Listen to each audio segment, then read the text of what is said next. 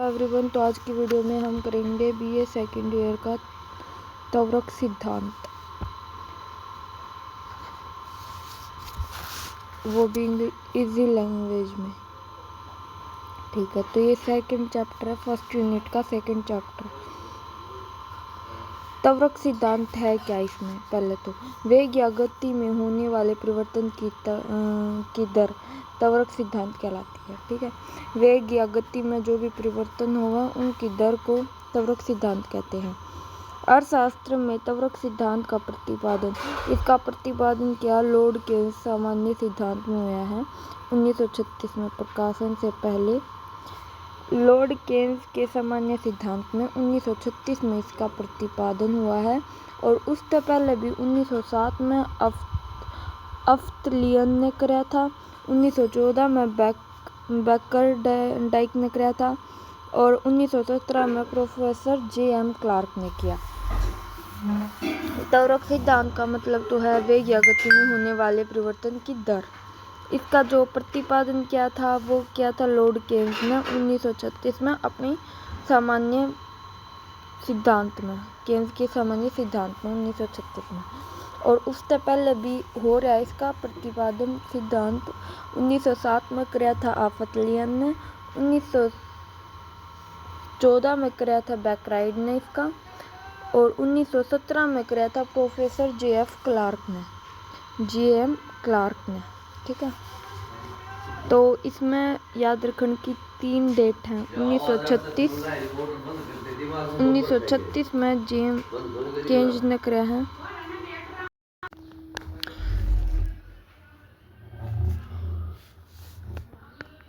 तो 1936 में तो केन्स ने प्रतिपादन किया। उससे पहले भी इसका हो रहा है त्वरक सिद्धांत का प्रतिपादन 1907 में कराया था अफ्तलियन ने, 1914 में बैकराइड ने, और J.M. क्लार्क ने कराया था 1917 में। त्वरक सिद्धांत का फॉर्मूला है W = गुणक में परिवर्तन, I में परिवर्तन, पूंजी में परिवर्तन अपॉन में I में परिवर्तन। ठीक है, इसका ये फॉर्मूला है। पीटरसन ने क्या है इसके बारे में, त्वरक सिद्धांत के बारे में। त्वरक सिद्धांत से ज्ञात होता है कि शुद्ध निवेश अर्थात अर्थव्यवस्था की पूंजी के स्टॉक में परिवर्तन दर अंतिम उत्पादन की परिवर्तन दर का फलन है। अगर पूंजी के स्टॉक में परिवर्तन होगा तो उत्पादन में भी परिवर्तन होगा। यो इसने क्या है पीटरसन ने, इसने त्वरक सिद्धांत से ज्ञात होता है, त्वरक तो ज्ञात हुआ है शुद्ध निवेश अर्थात अर्थव्यवस्था की पूंजी। शुद्ध निवेश हुआ है अर्थव्यवस्था में जो भी धन खर्च किया जावा है। स्टॉक की परिवर्तन दर अर्थव्यवस्था की पूंजी के स्टॉक की परिवर्तन की दर में अंतिम उत्पादन में दर। निवेश में परिवर्तन से अंतिम उत्पादन की दर में होने वाले परिवर्तन का फलन है। प्रोफेसर पीटरसन के अनुसार त्वरक सिद्धांत से ज्ञात होता है कि निवेश की दर अर्थात अर्थव्यवस्था के पूंजी में परिवर्तन अंतिम उत्पादन की दर में परिवर्तन का फलन है। ठीक है, त्वरक सिद्धांत से ज्ञात होता है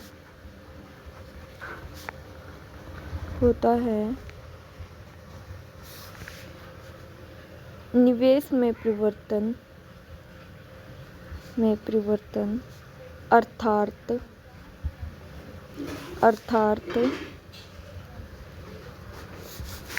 अर्थव्यवस्था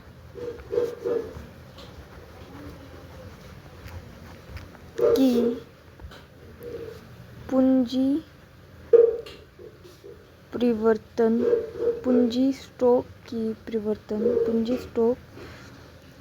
के स्टॉक में परिवर्तन अंतिम उत्पादन दर में परिवर्तन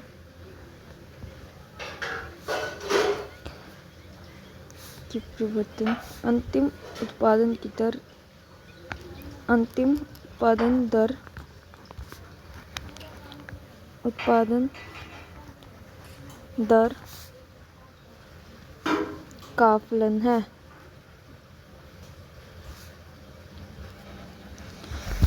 पीटरसन ने क्या है, त्वरक सिद्धांत से ज्ञात होता है कि निवेश में परिवर्तन अर्थात अर्थव्यवस्था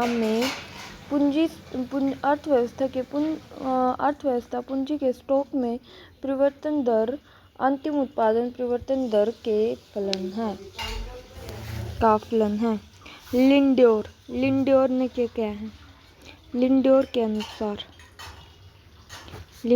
अनुसार त्वरक सिद्धांत से ज्ञात होता है। लिंडोर का त्वरक सिद्धांत ज्ञात हुआ है कि आय में होने वाली वृद्धि पूंजी के स्टॉक में वृद्धि उत्पन्न करती है। अगर आय में वृद्धि होगी तो निवेश भी ज़्यादा करेगा। ठीक है, यो क्या है लिंडोर ने, आय में होने वाली वृद्धि पूंजी के स्टॉक में होने वाली वृद्धि पूंजी के स्टॉक में वृद्धि उत्पन्न करती है। आय में वृद्धि होगी तो इन्वेस्टमेंट तो ज़्यादा होगी, ये कहना। ठीक है, आय में होने वाली वृद्धि पूंजी के स्टॉक में वृद्धि उत्पन्न करती है। पूंजी में होने वाली वृद्धि आय में होने वाली वृद्धि से कई गुना अधिक होती है। पूंजी में जो वृद्धि होगी वो आय में होने वाली वृद्धि से कई गुना होती है, वो बहुत ज़्यादा हुआ है आय में जो वृद्धि होती है। ठीक है, लिंडोर ने क्या है, आय में वृद्धि होगी तो पूंजी में वृद्धि होगी, और पूंजी में वृद्धि होगी वो आय तक कई गुना ज़्यादा होगी। ठीक है, त्वरक सिद्धांत से ज्ञात होता है कि आय में होने वाली वृद्धि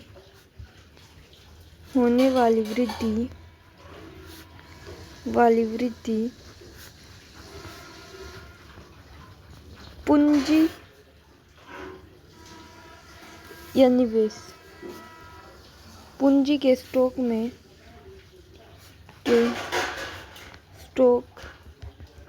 वृद्धि उत्पन्न करती है। आय में जो वृद्धि होगी वो पूंजी के स्टॉक में वृद्धि उत्पन्न करेगी, वृद्धि उत्पन्न करती है। ठीक है, चलो थोड़ा पीछे। पूंजी में होने वाली वृद्धि, जो पूंजी में वृद्धि होगी वो आय तक कई गुना ज़्यादा होगी। होने वाली वृद्धि आय से कई गुना अधिक होगी। आय में वृद्धि की कई गुना अधिक होगी। ठीक है, अधिक होगी। चलो अगला पॉइंट देखते हैं। बहुत इतनी मान्यताएं, अजम्पशन, इबाजंगे अजम्पशन पे।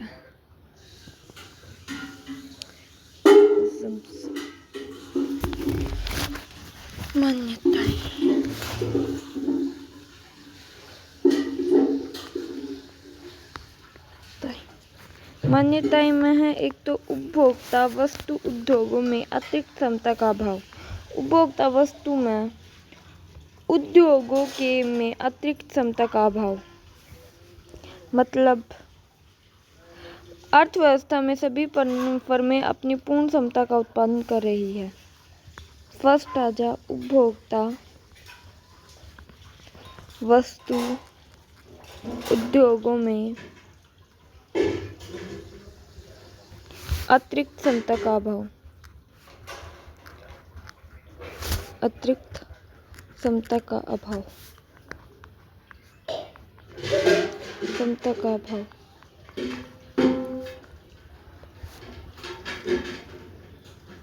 इसका मतलब है उपभोक्ता जो वस्तु खरीदना चाहे ना, वो उद्योग बना नहीं पा रही, उसमें क्षमता का अभाव, उसमें इतनी बनाने की क्षमता नहीं है। मांग बढ़ने पर वो उतनी वस्तु नहीं बना पा रहे, क्योंकि वो फिलहाल पूर्ण रोजगार की स्थिति में, सभी ने पूर्ण रोजगार, सभी ने पूरा रोजगार मिल गया, सभी मशीनें वर्क पे हैं।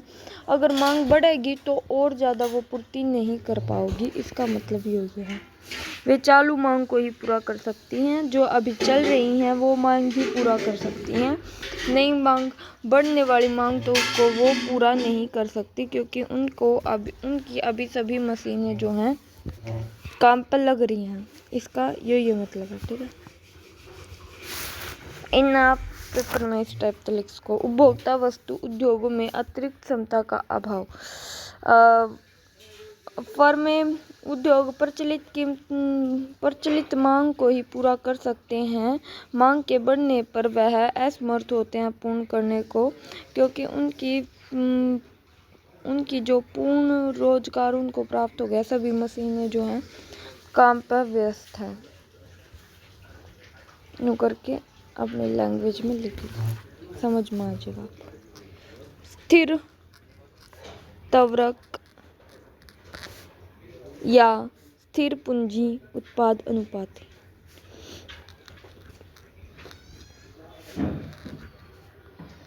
इसका मीनिंग दोनों का या में पूंजी उत्पाद अनुपात, मतलब इसका मतलब है इस समय पहने स्थिर रवे त्वरक, यानी परिवर्तन नहीं होता, ठीक है। और पूंजी उत्पाद भी स्थिर रवे है अनुपात में। तकनीकी कारणों से त्वरक या पूंजी उत्पाद अनुपात स्थिर रहता है। तकनीकी कारणों से रवे है, ठीक है। तकनीकी कारणों से पूंजी अनुपात स्थिर रवे है। मांग में स्थायी वृद्धि, मांग में जो है स्थायी वृद्धि होगी, स्थायी वृद्धि, स्थायी रूप से वृद्धि होगी, ठीक है। इस सिद्धांत की एक मान्यता यह भी है कि मांग में स्थायी वृद्धि होनी चाहिए, क्योंकि तभी फर्में अपनी पूंजी स्टॉक बढ़ाने के लिए नया निवेश करेंगी। इस मानो क्या है, मांग में स्थायी वृद्धि होनी चाहिए, एक समानुसार वृद्धि होनी चाहिए, ताकि फर्म और उद्योग नया निवेश करें, नया उत्पादन करने के लिए निवेश करें और ज़्यादा उत्पादन करने के लिए, ठीक है।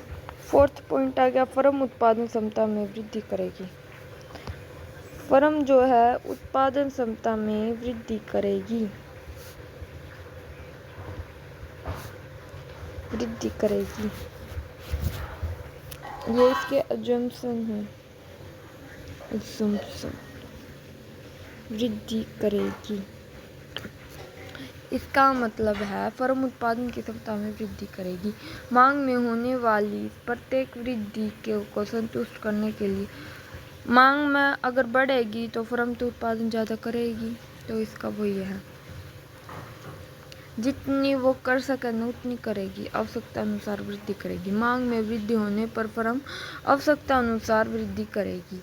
पूंजीगत पदार्थों का अविभाज्य है, पूंजीगत पदार्थ जो हैं अविभाज्य हैं, पूंजीगत पदार्थ अविभाज्य हैं। मतलब इसका मतलब है पूंजीगत पदार्थ में निवेश एक साथ करना पड़ेगा।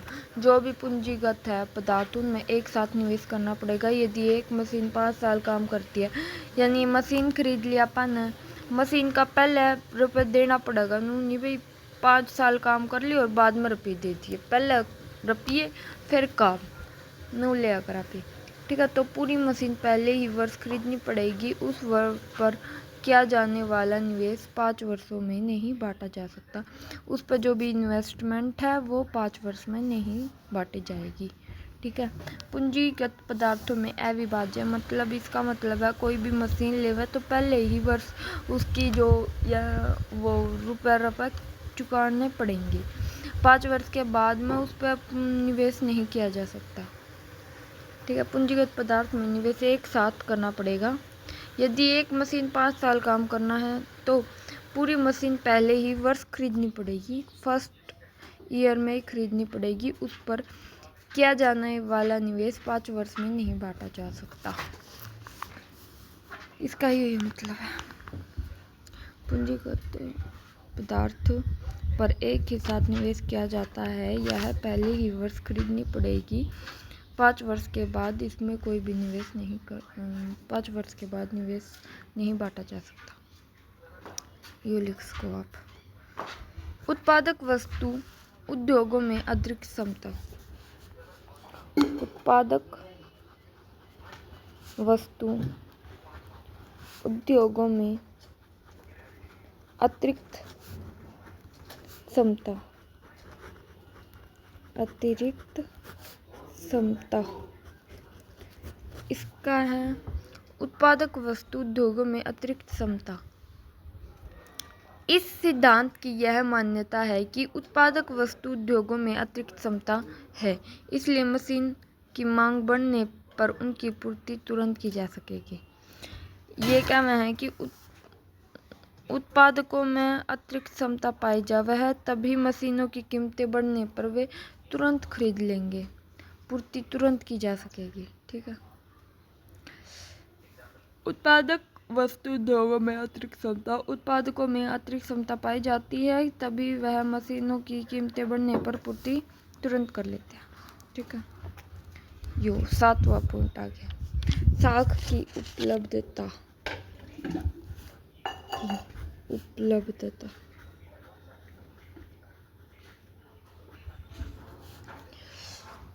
फर्मों को अपनी उत्पादन क्षमता बढ़ाने के लिए साख उपलब्ध है।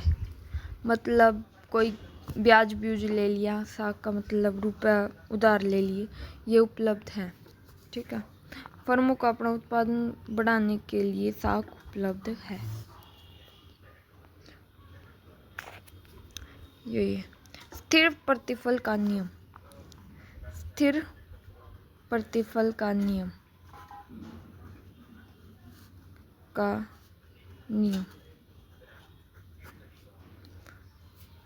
पूंजीगत वस्तुओं के उद्योग स्थिर प्रतिफल के नियम के अनुसार उत्पादन कर रहे हैं। मतलब वे ये मान रहे हैं कि मांग स्थिर है और उस हिसाब से उत्पादन कर रहे हैं। पूंजीगत वस्तुओं के उद्योग, जो भी पूंजीगत वस्तुएं हैं उनके उद्योग जो है स्थिर प्रतिफल के नियम के अनुसार कार्य कर रहे हैं, उत्पादन कर रहे हैं। वे उत्पादन के सोच के कर रहे हैं, स्थिर प्रतिफल है। पूंजीगत उद्योगों के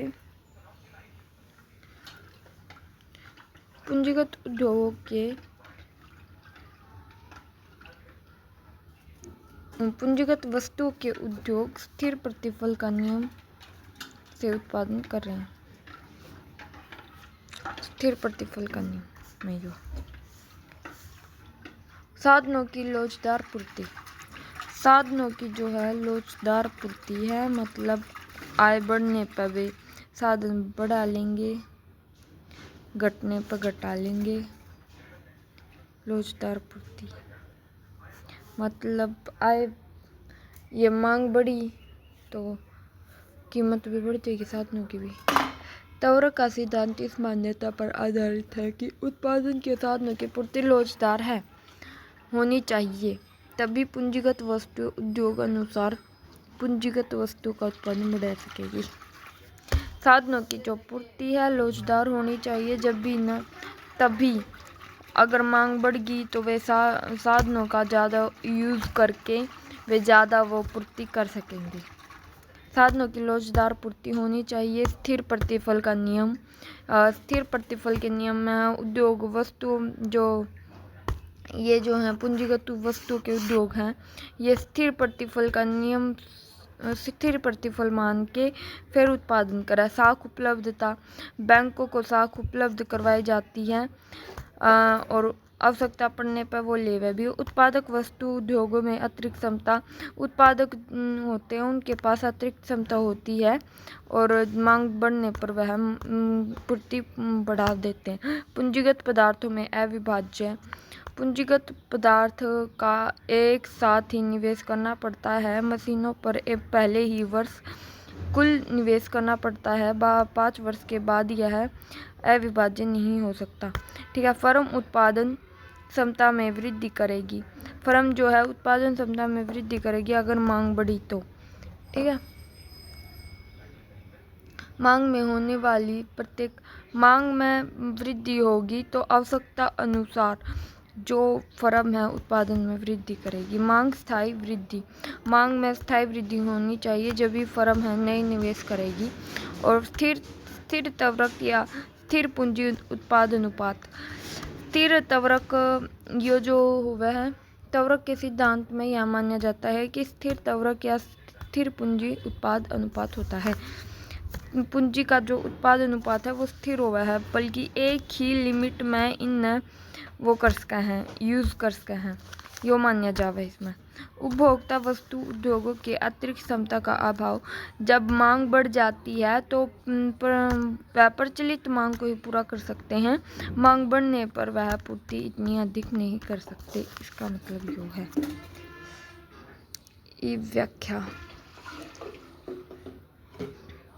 व्याख्या को हम करेंगे बाद में। त्वरक के सिद्धांत की व्याख्या वहाँ जाके बाद में। त्वरक सिद्धांत की आलोचनाएं गुणक की अंतर। तो अब करेंगे हम आलोचनाएं। तो यहाँ से हम करेंगे त्वरक सिद्धांत की आलोचनाएं। अत्यधिक सरल सिद्धांत। त्वरक सिद्धांत जो है अत्यधिक सरल है। ठीक है, कठिन नहीं है। पूंजी उत्पादन अनुपात स्थिर नहीं होता। पूंजी में जो उत्पादन अनुपात स्थिर नहीं होता, यह गलत धारणा है। त्वरक सिद्धांत की आलोचना हम यहाँ से करेंगे, यहाँ से इसी पड़ेगी। त्वरक सिद्धांत का सरल सिद्धांत है। फर्स्ट याद रख लो कि सरल सिद्धांत है। वास्तविक जीवन परिस्थितियों में यह सरल नहीं होता, और जबकि वास्तविकता में यह सरल नहीं होता। पूंजी उत्पादन अनुपात स्थिर नहीं होता। पूंजी में जो उत्पादन अनुपात है वो स्थिर नहीं होता, उसमें बढ़ाया घटाया जा सकता है। यह सिद्धांत मानता है कि पूंजी उत्पादन अनुपात स्थिर नहीं होता, जो वास्तविकता में सही नहीं है। यह तकनीकी समय और स्थान के अनुसार बदलता रहता है। इसमें तो मान्य गया था कि पूंजी उत्पादन अनुपात स्थिर है, परंतु स्थिर नहीं होता रियलिटी में। ये समय समय पर तकनीकी और समय के आधार पर बदलता रहता है। समय, स्थान और तकनीकी के आधार पर ये बदलता रहा है। ठीक है। पूंजी उत्पादन अनुपात स्थिर नहीं होता। और तकनीकी में परिवर्तन की उपेक्षा। यह सिद्धांत मानता है कि तकनीकी स्थिर नहीं होती, स्थिर रहती है, जबकि वास्तविक जीवन में तकनीकी निरंतर बदलती रहती है। टेक्नोलॉजी है जो बदलती रहे है, और इस अनुपात इसमें माना गया है कि तकनीकी स्थिर रहे है, तो यह उपेक्षा है। अब अतिरिक्त क्षमता की उपेक्षा। यह मान लिया जाता है कि अर्थव्यवस्था पूर्ण रोजगार में है और अतिरिक्त क्षमता नहीं है, जबकि वास्तविकता में फर्मों के पास कुछ अतिरिक्त क्षमता होती है, जिसके कारण उन्हें प्रत्येक उत्पादन वृद्धि के लिए नया निवेश नहीं करना पड़ता। इसमें माना जाता है कि उत्पादक के पास और अतिरिक्त क्षमता नहीं होती। ठीक है। और आलोचना में यो है, रियलिटी में यह बात है कि अतिरिक्त क्षमता होवे उत्पादक के पास, अगर मांग में वृद्धि होगी तो उस क्षमता का वो यूज़ करेगा और पूर्ति को बढ़ाने की कोशिश करेगा। ठीक है। समय अंतराल टाइम लैग की उपेक्षा। ये इस सिद्धांत में यह मान लिया जाता है कि मांग में परिवर्तन होते ही निवेश में परिवर्तन होगा, जबकि वास्तविकता में निवेश करने में समय लगेगा। यो मान लिया जाए मांग में वृद्धि होगी तो एकदम में निवेश में वृद्धि होगी नहीं, निवेश में थोड़ी देर बाद होगी वृद्धि। यो समय अंतराल का यो है उपेक्षा। समय अंतराल की उपेक्षा है, मांग में वृद्धि होगी, साथ के साथ निवेश में वृद्धि नहीं होगी, थोड़े समय बाद निवेश में वृद्धि होगी। पूंजी की उपलब्धता की उपेक्षा। सिद्धांत यह मानता है कि आवश्यक पूंजी हमेशा आसानी से उपलब्ध हो जाती है, जो व्यावहारिक रूप से सही नहीं है। इसमें मान लिया जावे है त्वरक सिद्धांत में भाई पूंजी जो है आसानी से मिल जाए, परंतु वो ठीक नहीं है, उसमें व्यावहारिक रूप से सही नहीं है, क्योंकि पूंजी मिलना बहुत कठिन होता है। यानी रुपये जो ये क्या में है, रुपये जल्दी मिल जाए, परंतु उसमें कागज कार्रवाई बहुत लगा। अगर बैंक तले में और वैसे ले में तो देवे ना देवे अलग बात। ठीक है, पूंजी की उपलब्धता की उपेक्षा। सिद्धांत मैंने कह दिया पूंजी बिटते एक सार मिल जाएगी, पर ऐसा नहीं होता। ब्याज दर की उपेक्षा। यह सिद्धांत ब्याज दर को स्थिर मानता है। ब्याज की दर नहीं स्थिर मान्य है, जबकि वास्तविकता में ब्याज दर में परिवर्तन निवेश को प्रभावित करता है। इसमें माना जावा है ब्याज दर स्थिर है, पर ब्याज दर तो बदलता रहे समय के टाइम पे, जबकि वास्तविकता में ब्याज दर में परिवर्तन निवेश को प्रभावित करता है। और जबकि ब्याज अधिक होगा तो निवेश कम होगा तो ज़्यादा हो जाएगा। तो ब्याज दर में परिवर्तन निवेश को प्रभावित करता है। ठीक है, उद्यमियों की मनोवैज्ञानिक प्रवृत्ति की उपेक्षा। यह सिद्धांत केवल मांग और निवेश के यांत्रिक संबंध को बताता है। इसमें क्या वह मांग और निवेश के यांत्रिक संबंध ठीक है। उद्यमियों के मनोवैज्ञानिक, इसमें केवल उनका मांग और निवेश में संबंध है। इसका उद्यमी तो कोई लेना देना नहीं है, उसके विचार ने सारे दबा दिए हैं इनने। इसमें उद्यमी आशा, अनिश्चितता और मनोवैज्ञानिक कारकों की। ठीक है, इसमें क्या मांग और निवेश की। मांग बढ़ेगी तो निवेश बढ़ जाएगा, परंतु उद्यमी ने यो डर रहा है मांग तो बढ़ेगी, वह मांग घट भी इसका जल्दी से। अगर इब निवेश कर देगा तो उन्हें हानि हो सका है, जितना वो स्टॉक बनाऊगा वो शायद पूरा ना ले में मांग वे उपभोक्ता। तो इस डालू ने डर रहा है, अनिश्चितता रहा है और भय रहा और आशा भी रहा भी मेरे ये सारे बिक जाएंगे और मैं मालो माल हो जाऊंगा। तो ये उद्यमियों की मनोवैज्ञानिक प्रवृत्ति की इसमें कुछ बताया नहीं है, परंतु रियलिटी में ये होना है, उपेक्षा की गई है इस सिद्धांत में मनोवैज्ञानिक स्थिति की उद्यमी की। मांग में परिवर्तन स्थायी नहीं होते। मांग में जो परिवर्तन हुआ है वे स्थायी नहीं होते, वे अस्थायी हुए हैं, कभी भी बदल सका है। यह सिद्धांत मानता है कि मांग में परिवर्तन स्थायी होते हैं, जबकि वास्तविकता में मांग में परिवर्तन अस्थायी होते हैं। कभी बढ़ गई कभी घट गई, 1 मिनट में बढ़ी 1 मिनट में घट गई। मतलब अभी थोड़े टाइम पहले टमाटर की कीमत कहीं 100 180 कुछ ही सी जा रही थी, और फिलहाल इब 10-20 रुपये में बिका है। तो इस डालते मांग में परिवर्तन होता रहा है, इसमें स्थायी नहीं होंगे, ये अस्थायी हुए हैं। कित 100 कित 10, मांग में परिवर्तन स्थायी नहीं होते। केवल एक कारण पर अधिक बल दिया गया। यह सिद्धांत व्यापार चक्र की व्याख्या केवल निवेश में परिवर्तन से करता है। व्यापार चक्र जो है बस निवेश की सोच के करा है यो, जबकि व्यापार चक्र में अनेक कारण होते हैं। इसमें व्यापार चक्र की जो केवल निवेश में परिवर्तन करता है इससे पर बल दे रखा है, जबकि व्यापार चक्र में बहुत सारे हैं, उपभोक्ता हुआ है, उपभोग हुआ है, सरकारी खर्च हो, आयात निर्यात हो, धन की मात्रा हो, ब्याज की दर हो, मनोवैज्ञानिक कारकों में है। ठीक है, इसमें है 10 पॉइंट। अत्यधिक सरल सिद्धांत, यो सरल सिद्धांत है। इसमें क्या है तवरक सिद्धांत में यो क्या है, परंतु रियलिटी में यो इतना सरल है नहीं। पूंजी उत्पादन अनुपात स्थिर है। इसमें क्या गया है पूंजी अनुपात जो है स्थिर है, परंतु वो अस्थिर है, बल्कि बढ़ता घटता रहा है पूंजी उत्पादन अनुपात। अगर मांग बढ़ गई तो पूंजी जो उत्पादन अनुपात है वो बढ़ गया, ऐसे स्थिर नहीं होता। और तकनीकी में परिवर्तन की उपेक्षा, तकनीकी में जो परिवर्तन है उसकी भी उपेक्षा की गई है। इसमें माना गया है स्थिर है, परंतु रियलिटी में तकनीकी समय पर स्थान के हिसाब से बदलती रहा है। अतिरिक्त क्षमता की उपेक्षा, जो उत्पादक है उसके पास अतिरिक्त क्षमता होवा है कि वो मांग बढ़े तो उसने पूर्ति कर सका, परंतु इस में माना गया तवरक सिद्धांत में कि उत्पादक की क्षमता लिमिटेड होवा है, वो प्रचलित मांग पे ही वो पूर्ति कर सका है, मांग बढ़ने पर वो पूर्ति नहीं कर सकता, जो कि गलत था। और समय अंतराल टाइम लैग का मतलब है नु क्या है इसमें कि निवेश में परिवर्तन होगा जब मांग में परिवर्तन होगा। मांग बढ़ते सार निवेश बढ़ जाएगा, पर ऐसा नहीं है। मांग बढ़ेगी तो उत्पादक देख के फिर ध्यान से देखेगा किस डाल मांग बढ़ रही है और फिर बाद में निवेश करेगा। पूंजी की उपलब्धता की उपेक्षा। पूंजी उपलब्धता में माना गया यह स्थिर है, आसानी से उपलब्ध हो जाएगी। पूंजी उपलब्धता यानी रुपए जल्दी मिल जाएंगे, परंतु ऐसा रियलिटी में नहीं होता, व्यवहारिक रूप में नहीं होता, सही नहीं है। ब्याज दर की उपेक्षा। ब्याज दर इसमें मानी गई स्थिर। ब्याज दर निवेश को प्रभावित करती है, ब्याज में परिवर्तन होगा तो, क्योंकि ब्याज अगर ज़्यादा हो गया तो निवेश कम होगा, ब्याज कम हो गया तो निवेश ज़्यादा होगा। ऐसे उद्यमी की मनोवैज्ञानिक प्रवृत्ति की उपेक्षा।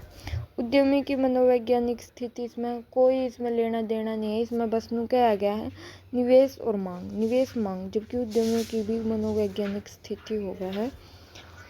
मांग में परिवर्तन स्थायी नहीं होते। मांग में जो परिवर्तन हुए हैं वे स्थायी नहीं होते, वे अस्थायी हुए हैं। मांग जो है एक टाइम पाण पे वो बढ़ भी इसका है, घट भी इसका है। ठीक है, केवल एक कारण पर अधिक बल। इसमें एक कारण पर अधिक बल दिया गया है कि व्यापार चक्र निवेश में परिवर्तन तो चला है, परंतु व्यापार चक्र में बहुत से कारण हुआ है। उपभोग हुआ है, वो सरकारी खर्च, निर्यात आया, धन की मात्रा, ब्याज दर, मनोवैज्ञानिक कारक और भी बहुत चीजें हुई हैं। तो आलोचनाएं हमारी हो चुकी हैं। तो अब हम करेंगे त्वरक सिद्धांत का महत्व। निवेश में होने वाले परिवर्तन की व्याख्या।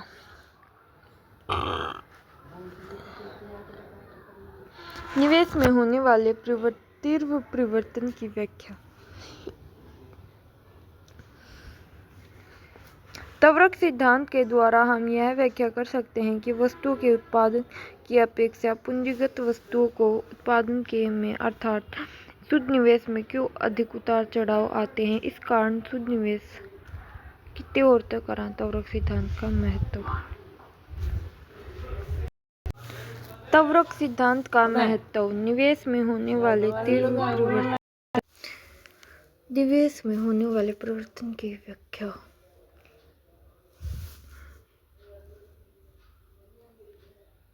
त्वरक सिद्धांत के द्वारा हम यह व्याख्या कर सकते हैं कि वस्तुओं के उत्पादन की अपेक्षा पूंजीगत वस्तुओं के उत्पादन में अर्थात शुद्ध निवेश में क्यों अधिक उतार चढ़ाव आते हैं। त्वरक सिद्धांत के द्वारा हम यह व्याख्या कर सकते हैं कि वस्तुओं के उत्पादन की अपेक्षा पूंजीगत वस्तुओं में क्यों इतने उतार चढ़ाव होते हैं। इसका कारण शुद्ध निवेश होता है। वस्तु में निवेश में होने वाले तीव्र परिवर्तन की व्याख्या। उत्पादन और शुद्ध निवेश। उत्पादन में परिवर्तन होने पर शुद्ध निवेश में इतने उतार चढ़ाव क्यों होते हैं, ये बताना है। इसका कारण यह है कि शुद्ध निवेश वस्तुओं के उत्पादन पर के परिवर्तन दर पर निर्भर करता है। वस्तुओं के उत्पादन में परिवर्तन दर पर निर्भर करता है। निवेश में एक तो तीव्र परिवर्तन हुए हैं, ठीक है। इससे त्वरक के सिद्धांत ये पता चल जावे कि निवेश में इतने उतार चढ़ाव क्यों हुए हैं। स्वतंत्र बाजार अर्थव्यवस्था की व्याख्या। त्वरक सिद्धांत के गुणक सिद्धांत में यह सिद्ध है कि अल्पकालीन चक्रीय उतार चढ़ाव प्रत्येक स्वतंत्र बाजार की विशेषता है। स्वतंत्र बाजार की अर्थव्यवस्था की व्याख्या की है। इसमें चक्रीय उतार चढ़ाव अंधेरा में है, ठीक है। संश्लेषण, त्वरक तथा गुणक की अंतर्क्रिया द्वारा विभिन्न प्रकार के उतार चढ़ाव होते हैं। निवेश में तीव्र परिवर्तन क्यों हुए हैं, इसका पता चल जाए। महत्व में ये है। स्वतंत्र बाजार अर्थव्यवस्था की व्याख्या। स्वतंत्र बाजार में जो है ये चक्रीय व्यापार चक्रीय उतार चढ़ाव में है। अल्पकालीन में ये किस डाल हुए हैं ये पता चल जाए, ठीक है। प्रत्येक स्वतंत्र ये लिख लियो। मांग में, पूर्ति में, इससे डाल का लिख लियो। स्वतंत्र बाजार अर्थव्यवस्था में व्यापार चक्र। प्रोफेसर हिक्स ने व्यापार चक्र का सुप्रसिद्ध सिद्धांत की व्याख्या की है। प्रसिद्ध सिद्धांत की व्याख्या की है। त्वरक के आधार चक्र व्यापार चक्र का भी ठीक हो जाएगा। विकास के सिद्धांत का आधार आर्थिक विकास के सिद्धांत में त्वरक का बहुत अधिक महत्व है। विकास में भी त्वरक के सिद्धांत का बहुत अधिक महत्व है। ठीक है, ये 4 पॉइंट याद कर लो, अगर लाइन बना के तो खुद से लिख लो। निवेश में होने वाले तीव्र परिवर्तन की व्याख्या। निवेश में होने वाली तीव्र परिवर्तन की व्याख्या। तीव्र परिवर्तन की व्याख्या। परिवर्तन की व्याख्या। निवेश परिवर्तन का पता चला है, फर्स्ट ये हो गया। सेकंड, निवेश में किस प्रकार परिवर्तन हो इसका पता चल जाए इसका। ठीक है, ये पता चल जाए। बाजार स्वतंत्र अर्थव्यवस्था। बाजार स्वतंत्र अर्थव्यवस्था का पता चल जाए इसमें। स्वतंत्र मतलब मांग बढ़ेगी तो पूर्ति बढ़ा देंगे, ऐसे पता चल जाए। निवेश बढ़ जाएगा उसका। अर्थव्यवस्था, बाजार स्वतंत्र अर्थव्यवस्था का पता चला इसमें, इस डालता लिख लियो। व्यापार चक्र, व्यापार चक्र जो है, व्यापार चक्र का पता चल जाए है कि जो सर्कल में घूमे है। ठीक है, चक्रीय उतार चढ़ाव अंदर है उसमें, कदे मांग बढ़गी कदे मांग कम होगी, नो चक्रीय उतार चढ़ाव चढ़ता रहा है व्यापार चक्र में। इसमें जो है चौथा आ गया व्यापार चक्र। चौथा आ गया विकास का सिद्धांत का आधार। विकास सिद्धांत का आधार है ये।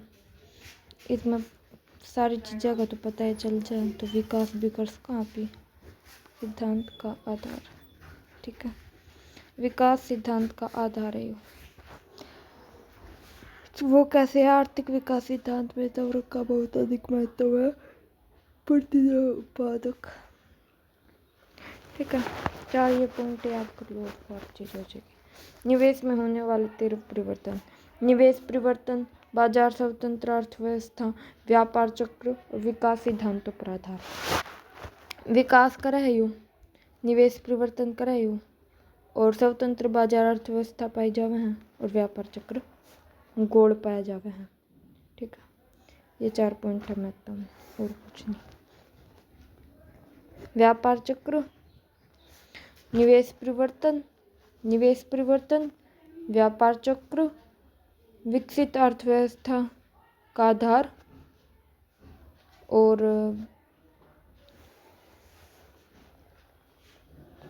बाजार अर्थव्यवस्था स्वतंत्र, निवेश में परिवर्तन, निवेश परिवर्तन, बाजार अर्थव्यवस्था का स्वतंत्र, व्यापार चक्र, विकास सिद्धांत का आधार।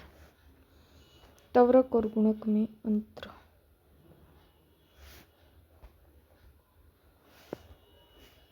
त्वरक और गुणक में अंतर और त्वरक सिद्धांत की आलोचनाएं होगी हैं।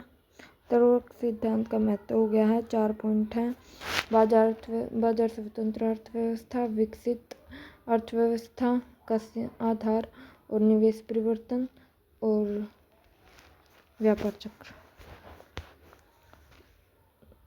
गुणवत्ता का प्रक्रिया, त्वरक की प्रक्रिया और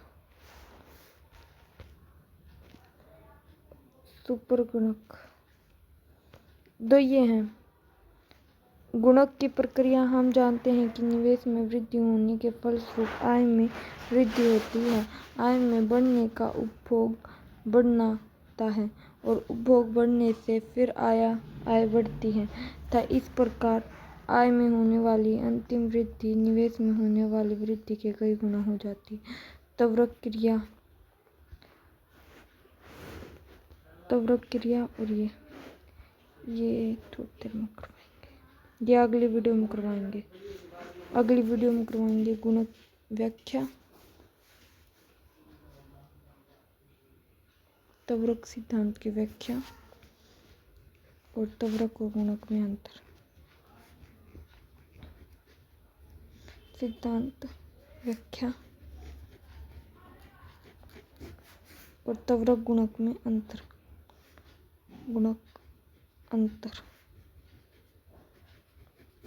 ये करवाएंगे। तो आज के लिए बस इतना ही।